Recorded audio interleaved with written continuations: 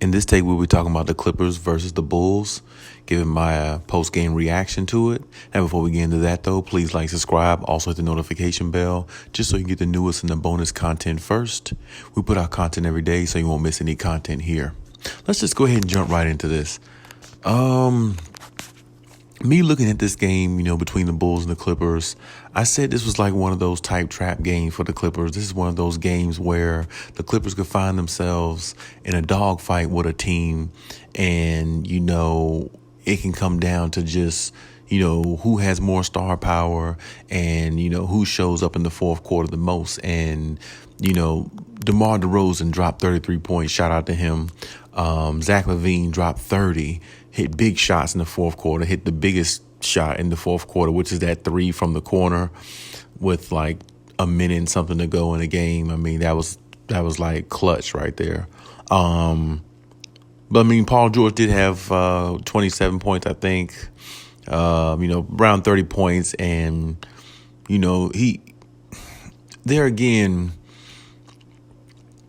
the shot selection by Paul George isn't bad. I just, there again, this is why I speak on Paul George, just, having efficient nights shooting from the field, because it makes a difference when you're playing really good teams. The really good teams, you got to be efficient. You can't go 5 for 22 or, 8 for 30 or something like that. You can't do that against good teams or teams that have a lot of talent that can come at you in a multitude of different ways on offense. And the Bulls did exactly that. They came at the Clippers multitude of ways. I mean, really, the Bulls were getting everything they wanted. It wasn't nothing.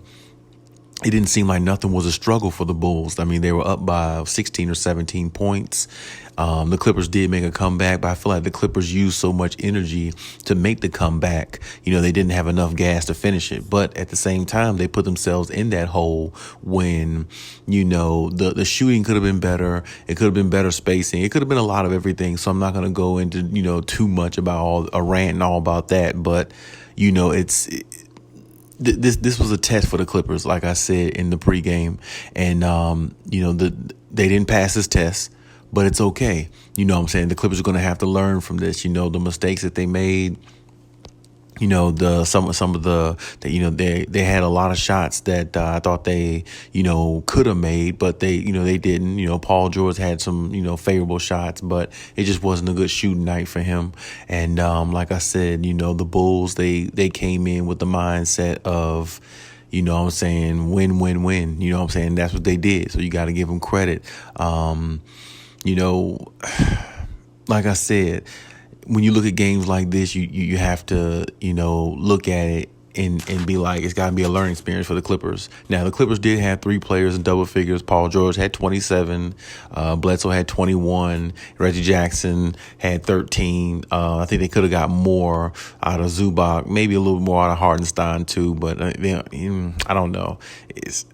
When DeRozan has 33, Zach LaVine has 30, basically, and Lonzo Ball is like flirting with a double-double or whatever, it just, it's going to be hard to beat a team like the Bulls, because all 3 of them are having an effect on the game.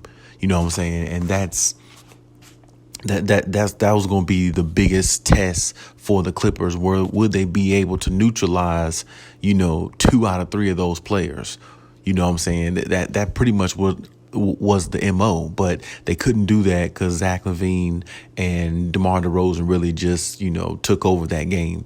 And like I said, the Clippers, they didn't play bad, but at the same time, it's a disappointing loss to the point of the Clippers found themselves back in this game, tied it all the way up, had the momentum. I think they took a 1-point lead, and from there, Chicago really just, closed the door on them, honestly, because DeMar DeRozan, just was still hitting shots.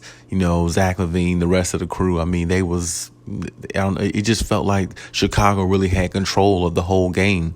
I mean, at every point in the game.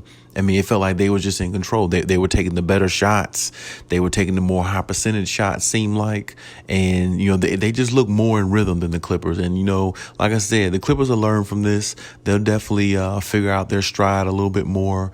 But I hate the fact that the winning streak comes to an end. But, this is one of them teams where, like I said, you can't get by with inefficient shooting. You can't get by with, lagging on defense or sleepwalking on defense at any point in the game. Like at no point, because this team has snipers and they got players that can come at you in a multitude of ways on the scoring end. And that's why I feel like the Clippers lost this game. But one thing they can learn from this game is, you're going to have to find a way to, get the production from the bench and be efficient as possible when you're playing against really good teams, because you're shorthanded and you can't make up the difference when you're shorthanded. I mean, when you're a shorthanded team, everything pretty much has to click or go right for you to, get wins. So it's like, it's just, it's growing pains right now on some things that you might see with the Clippers, in some areas.